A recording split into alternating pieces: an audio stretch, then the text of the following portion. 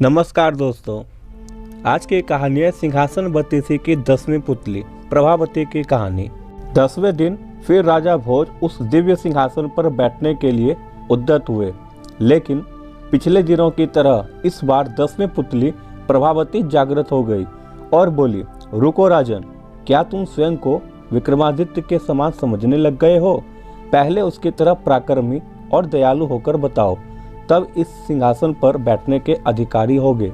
सुनो, मैं तुम्हें परम प्रतापी राजा विक्रमादित्य की कथा सुनाती हूँ। एक बार राजा विक्रमादित्य शिकार खेलते खेलते अपनी सैनिकों की टोली से काफी आगे निकलकर जंगल में भटक गए। उन्होंने इधर उधर काफी खोजा, पर उनके सैनिक उन्हें नजर नहीं आए। उसी समय उन्होंने देखा कि एक सुदर्शन युवक एक पेड़ पर चढ़ा और एक शाखा से उसने एक रस्सी बांधी। रस्सी में फंदा बना था। उस फंदे में अपना सर डालकर झूल गया। विक्रम समझ गए कि युवक आत्महत्या कर रहा है। उन्होंने युवक को नीचे से सहारा देकर फंदा उसके गले से निकाला तथा उसे समझाया कि आत्महत्या कायरता और अपराध भी है। इस अपराध के लिए राजा होने के नाते वे उसे दंडित भी कर सकते हैं। युवक उनकी रोबीली आवाज तथा वेशभूषा से ही समझ गया कि वे राजा हैं, इसलिए भयभीत हो गया। राजा ने उसे सहलाते हुए कहा कि वह एक स्वस्थ और बलशाली युवक है, फिर जीवन से निराश क्यों हो गया? अपनी मेहनत के बल पर वह आजीविका की तलाश कर सकता है। उस युवक ने उन्हें बताया कि उसकी निराशा का कारण जीविकोपार्जन नहीं है और वह विपन्नता से निराश होकर आत्महत्या का प्रयास नहीं कर रहा था। राजा ने जानना चाहा कि कौन सी ऐसी व्यवस्था है जो उसे आत्महत्या के लिए प्रेरित कर रही है। उसने बताया कि वह कलिंग का रहने वाला है तथा उसका नाम वसु है।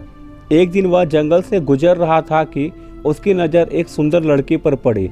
वह उसके रूप में इतना मोहित हुआ कि उसने उससे उसी समय प्रणय निवेदन कर डाला। उसके प्रस्ताव पर लड़की हंस पड़ी और उसने उसे बताया कि वह किसी से प्रेम नहीं कर सकती, क्योंकि उसके भाग्य में प्रेम करना नहीं लिखा है। दरअसल वह एक राजकुमारी है जिसका जन्म ऐसे नक्षत्र में हुआ है कि उसका पिता ही उसे कभी नहीं देख सकता।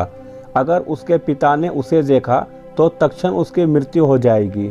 इसलिए उसके जन्म लेते ही उसके पिता ने नगर से दूर एक सन्यासी की कुटिया में भेज दिया और उसका पालन पोषण उसी कुटिया में हुआ। उसका विवाह भी उसी युवक से संभव है जो असंभव को संभव करके दिखा दे।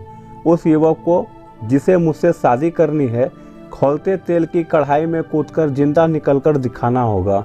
उसकी बात सुनकर वसु उस कुटिया में गया जहां उसके निवास था। वहां जाने पर उसे कई अस्थि पंजर देखे जो उस राजकुमारी से विवाह के प्रयास में खौलते कढ़ा में तेल में कूदकर अपनी जानों से हाथ धो बैठे थे। वसु की हिम्मत जवाब दे गई। वह निराश होकर वहां से लौट गया।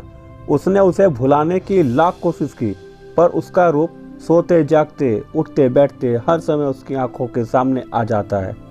उसकी नींद उड़ गई। उसे खाना पीना नहीं अच्छा लगता। अब प्राणांत कर लेने के सिवा उसके पास कोई चारा नहीं बचा। विक्रम ने उसे समझाना चाहा कि उस राजकुमारी को पाना सचमुच असंभव है, इसलिए वह उसे भूलकर किसी और को जीवन संगिनी बना ले, लेकिन युवक नहीं माना।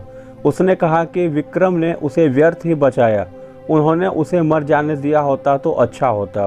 विक्रम ने उससे कहा कि आत्महत्या पाप है और यह पाप अपने सामने वह नहीं होता देख सकते। उन्होंने उसे वचन दिया कि वे राजकुमारी से उसका विवाह कराने का हर संभव प्रयास करेंगे। फिर उन्होंने माँ काली द्वारा प्रदत्त दोनों बैतालों का स्मरण किया। दोनों बैताल पलक झपकते ही उपस्थित हुए तथा कुछ ही देर में उन दोनों को लेकर उस कुटिया में आए जहाँ राजकुमारी रहती थी। वह बस कहने को कुटिया थी। राजकुमारी की सारी सुविधाओं का ख्याल रखा गया था। नौकर चाकर थे। राजकुमारी का मन लगाने के लिए सखी सहेलियां थी। तपस्वी से मिलकर विक्रमादित्य ने वसु के लिए राजकुमारी का हाथ मांगा।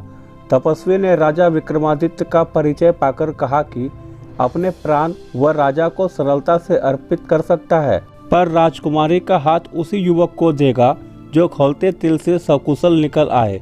बस यह शर्त पूरी होनी चाहिए। राजा विक्रम ने उसे बताया कि वे खुद ही इस युवक के स्थान पर कढ़ाई में कूदने को तैयार हैं। तो तपस्वी का मुंह विस्मय से खुला रह गया। तभी राजकुमारी अपनी सहेलियों के साथ वहां आई। वह सचमुच अप्सराओं से भी ज्यादा सुंदर थी। खैर, विक्रम ने तपस्वी से कहकर कड़ा भर तेल की व्यवस्था करवाई। जब तेल एकदम खौलने लगा तो माँ काली को स्मरण कर विक्रम तेल में कूद गए। खौलते तेल में कूदते ही उनके प्राण निकल गए और शरीर भूनकर स्याह हो गया। माँ काली अपने भक्त को इस तरह कैसे मरने देती।